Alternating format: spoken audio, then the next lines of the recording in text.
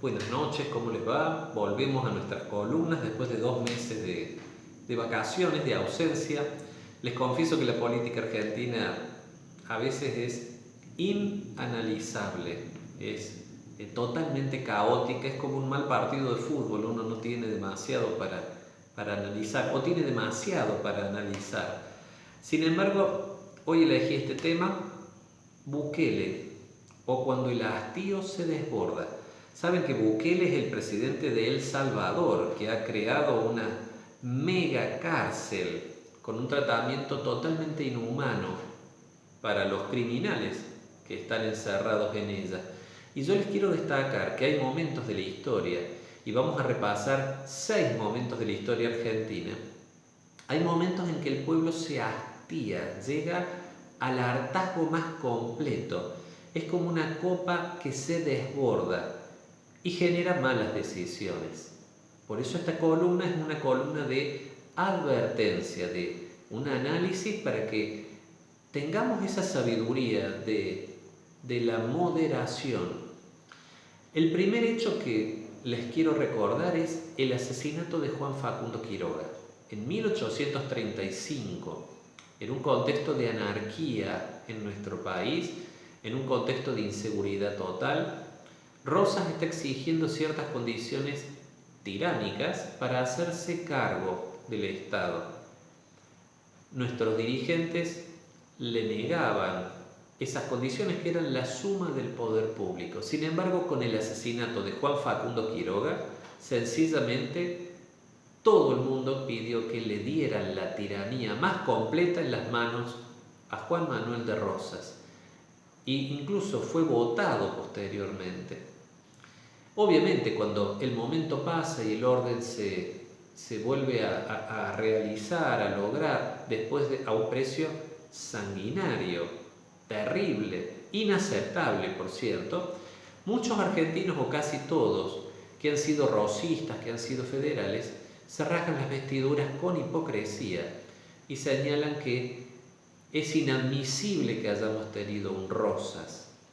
Segundo momento, 1879, después de los bárbaros malones indígenas sobre ciudades como 25 de mayo, 9 de julio, Azul, Tandil, con el rapto de cautivas, con el incendio de poblaciones, hay un hartazgo con el tema indio total y se cambia la postura defensiva o de pasarle suministros a una postura agresiva, y el general Julio Roca decide, en un movimiento decisivo de 3 meses en 1879, tomar la Patagonia, con ninguna consideración, debo subrayarlo, con ninguna sutileza a todo un pueblo que estaba conformado por culpables y por inocentes, por guerreros, pero también por mujeres, ancianos y niños, tratados inhumanamente.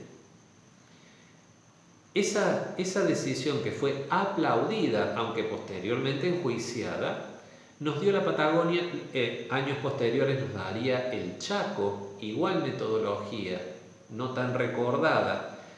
Sin embargo, de nuevo, tenemos un segundo ejemplo de hartazgo, hastío de una sociedad que dice, bueno, basta, ahora manden las tropas.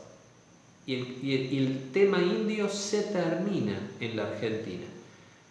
El tercer y cuarto ejemplo, los dos tienen como protagonista el general Perón, pero no el general Perón de 1945, al general Perón en 1967, 68, 69 y 1974. El primero de ellos es un hartazgo con las democracias tuteladas por el partido militar. Democracias tuteladas son Arturo Umberto Illia, Arturo Frondizi. Democracias tuteladas, o la dictadura directa del partido militar en manos de Onganía principalmente, que incluso planteaba quedarse 30 años en el poder.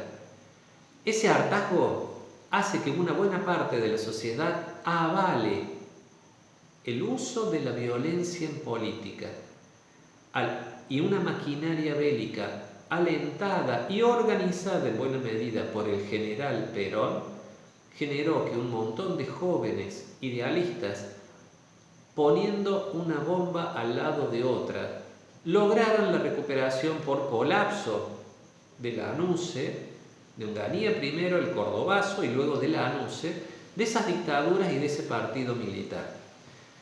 Esa maquinaria violenta sí fue diseñada por el general Perón con el apoyo de Cuba.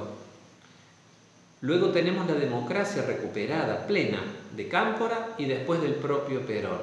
Sin embargo, la falacia de Perón de que cuando cesa la violencia de arriba iba a cesar la violencia de abajo, demostró ser justamente eso, una mera falacia, dicha con liviandad por un aprendiz de mago que había encendido un fuego de bombas que ahora no era capaz de detener.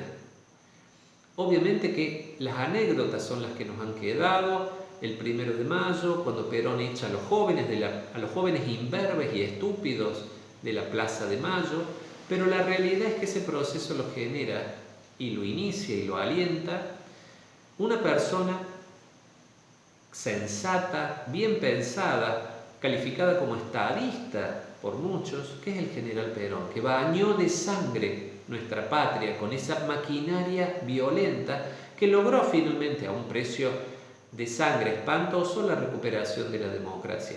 Pero ¿cómo se hace para frenar ese tren que está marchando a toda velocidad y que ahora no quiere devolver las armas? Y de nuevo vino el hartazgo número 2, muy cerquita a ese hartazgo de 1968, 1969, que era el hartazgo contra el partido militar. Ahora viene el hartazgo contra los subversivos, el hartazgo contra la guerrilla subversiva que no le obedece al general Perón y que incluso quizás hasta termina agravando los problemas de salud y matando por estrés al general Perón. En nuestra sociedad tan pendular, los jóvenes idealistas pasaron a ser los que debían ser aniquilados. Ese es el verbo que utiliza el decreto firmado por Isabel y por ítalo-argentino Luder, por el propio peronismo. Jóvenes que eran parte de una maquinaria que se había vuelto loca, literalmente, fuera de control. Eso da lugar, después de la muerte de Perón, a que Videla toma el manual de operaciones de cómo armar esa segunda maquinaria violenta, diseñado íntegramente por el general Perón. El primer ensayo es la AAA y simplemente el baño de sangre de Argentina es espantoso, es una aplanadora terrorífica la que inaugura el proceso de reorganización nacional del 24 de marzo del 76, la segunda maquinaria violenta diseñada por Perón para dinamitar la primera maquinaria violenta. De nuevo, en un contexto social de estamos hartos de violencia y de bombas. Aniquilen a los guerrilleros, aniquilen a los subversivos. No me cuenten cómo lo hacen, pero no los queremos más en Argentina. De nuevo, tenemos algo parecido a lo que ocurrió con Rosas, con Roca y con ese momento de Perón, en que pasado el momento, cuando se ven los frutos espantosos que generan esos movimientos pendulares bruscos, brutales de una sociedad, sencillamente todos nos rasgamos las vestiduras con hipocresía y decimos que nunca hemos avalado a Rosas, nunca hemos avalado a Roca con la conquista del desierto, nunca hemos avalado la violencia de estos jóvenes, o que nunca hemos avalado ni hablar las torturas inhumanas impuestas por Videla y su sistema, el sistema de Perón, para anular con esa segunda maquinaria violenta a la primera maquinaria violenta que, como una locomotora loca, estaba fuera de control. Siguiente momento, lo tenemos en el triste, agridulce recuerdo de 1982. Hartos de la espera de 150 años de negociaciones con Inglaterra, con Gran Bretaña por Malvinas, que nunca iban a ninguna parte, terminamos avalando una parte de la Argentina, pero una parte importante, al dictador Galtieri, en una guerra insensata, y que por supuesto, de nuevo, cuando los frutos amargos se recogen, resulta que no hubo absolutamente nadie que avalara la decisión de un dictador ebrio. Ese es el resultado. Pero cuidado, porque cuando nuestra sociedad entra en ese periodo de hastío, tenemos estas decisiones brutales y pendulares. La siguiente: recuerdo la frase cada martes de 1989 en el programa Tiempo Nuevo. Bernardo Neustadt la decía: privaticen todo, privaticen todo.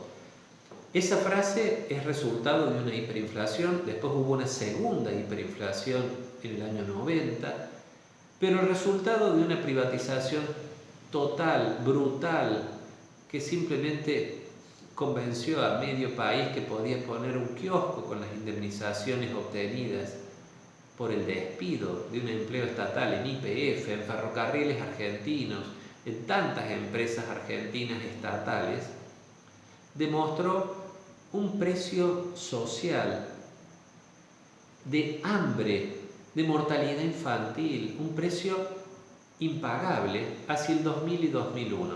A raíz de eso, buena parte de la sociedad, de nuevo, dijo hipócritamente que jamás había avalado esta privatización indiscriminada, con un proceso de desindustrialización nacional llevado adelante por Menem y Cavallo prácticamente durante 10 años. Incluso la votación a Fernando de la Rúa en el 99 fue muy relacionada con mantener aún más el 1-1, que por cierto el otro candidato, Eduardo Duhalde, quería darlo de baja. Entonces, de nuevo, mi punto es: tenemos una situación de hartazgo social y eso genera decisiones brutales con un precio espantoso que después la propia sociedad se horroriza de lo que ha avalado y hipócritamente podemos decir que se tira hacia atrás. Dice: yo jamás me imaginé esta situación, yo jamás avalé esta situación. Mi sensación, yo se las transmito. Estamos en el 2023, hoy es 6 de marzo. Mi sensación es: estamos en el borde de una situación de hartazgo social completo, comparable a la de 1835 con Rosas, a la de 1879 con Julio Arroca, comparable a la de 1969 y 1974, que dijo: terminemos con las dictaduras militares, y luego dijo: terminemos con estos subversivos guerrilleros, cueste lo que cueste. Una situación de hartazgo comparable con la de la hiperinflación del 89, que dijo: privaticen todo. La situación que observo es con la inseguridad, porque ya no podemos salir a caminar después de las 9 de la noche, salvo que vivamos en un barrio privado. Con la inseguridad donde te pegan un tiro en la cabeza por un celular.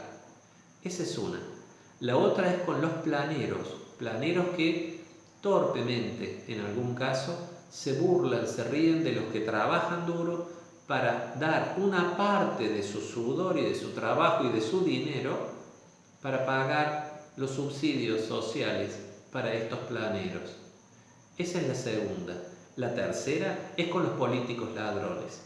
Pero en políticos ladrones debo poner un subíndice: políticos con privilegios, porque hay formas también de aprovecharse miserablemente del dinero del erario público sin violar la ley.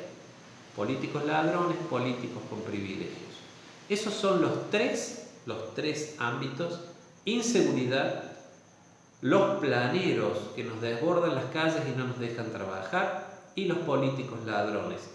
Estamos ante una tormenta perfecta donde se nos han sumado 3 temas y nuestra gente tiene mucho, pero mucho hartazgo. Mi consejo, mi sensación: mantengamos la prudencia en alto. Todo el sistema descansa en un voto prudente, un voto sensato, un voto sabio. Justamente la forma de terminar de destruir un sistema que es frágil es con el voto de un loco furioso, un voto cargado de bronca, un voto lleno de ira, un voto insensato, como aquella plaza que vivó a Galtieri cuando nos lanzó a una guerra absurda que nos costó la vida de muchos, pero muchos jóvenes argentinos. Tengamos cuidado porque nuestro voto es el que sana a la Argentina, pero también nuestro voto es el que termina de enfermar y hundir a esta patria bendita que nos legaron San Martín y Belgrano. Y como siempre les recuerdo, en mi opinión, el peor problema que tiene hoy la Argentina es la vigencia de la inicua ley del aborto aprobada en diciembre del 2020. Muchísimas gracias por volver a escuchar esta columna después de 2 meses. Gracias.